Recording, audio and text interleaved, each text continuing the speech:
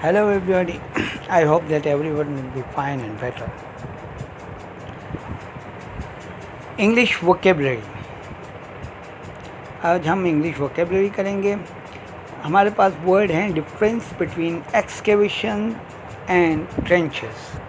Excavation किसको कहते हैं और ट्रेंचेस में क्या फ़र्क है, ठीक है.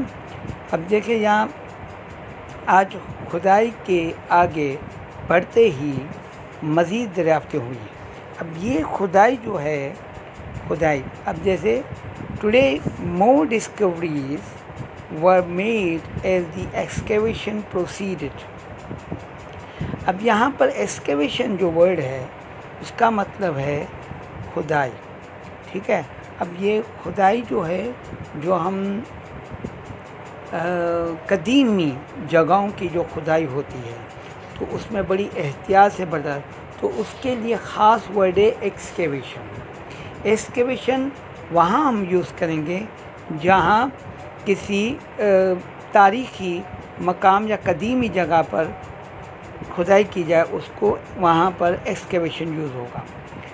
साइट के दोबारा खुदाई कल से शुरू होगी.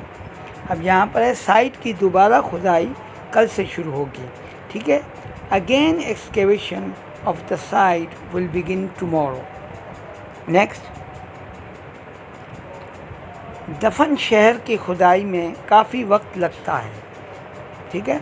The excavation of the buried city takes a long time. Next, site पर खुदाई कई सालों तक जारी रहने का इम्कान है. Excavation on the site is likely to continue for several years.